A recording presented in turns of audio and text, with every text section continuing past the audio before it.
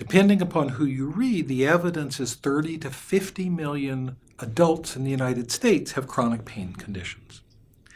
And I guess a number of folks wonder, are we going to measurably change pain prescribing around opioids and other medications unless we really think through a different way of addressing pain? With our chronic pain patients, one of the things we know for sure that most of those patients will have some degree of pain for the rest of their lives. Medications alone are just not going to do it. And that we need to rethink then what is our goal here. And our goal really needs to be one of maximizing the functional capacity of the person that we're serving. This is sort of the spiritual dimension of it, that people oftentimes rethink kind of what is their purpose in this world.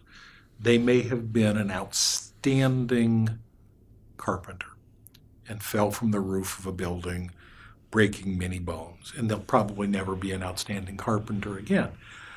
But this person may have many things that they can do in this world that bring meaning to them and value to their communities. I think we need to look at all of that, and we need to really have an integrated approach in terms of dealing with people with chronic pain. As healthcare providers, if we're going to take something away or we're going to recommend that something be reduced or removed, we need to have a viable alternative. And that speaks to why it's so important that we really have an integrated approach to the treatment of pain, not just a pharmacological approach to the treatment of pain. We really need to rethink the paradigm around this. You really have to have a broader biopsychosocial approach to dealing with pain and opioids, and that we really need to understand that, yes, pain is a target, but the ultimate goal for these patients is their quality of life. They really want to have some kind of a life back, that they feel like the accident or the injury or the illness has sort of taken their life from them, and so have then the opioids, and they're really looking to have a life back. Medications are absolutely essential, but we have a whole person that we're working with, and the medications may stave and cease the addiction and the withdrawal symptoms, but the lives of these people are often severely damaged, and we really need to support them rebuilding their lives. We must look at the systems of care that need to be in place to mount a credible response to opioid use disorder.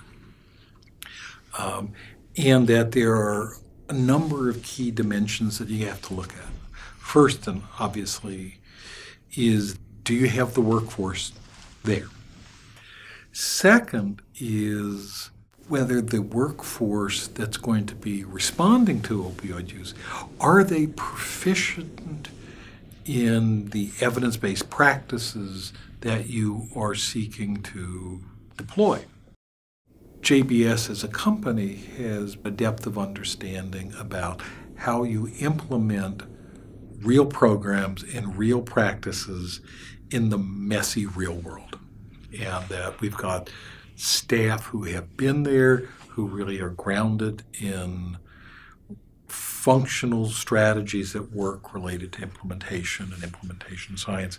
And I think you really need to have both of those to make it work. We have in-depth understanding of the most current evidence-based practices to treat opioid use disorder, and we have the hard-earned experience and wisdom from working with literally every state and territory and hundreds of providers throughout the U.S. with integrating programs within systems little and big. And we've helped to guide them to successfully adopt new practices and making those changes sustained within those systems.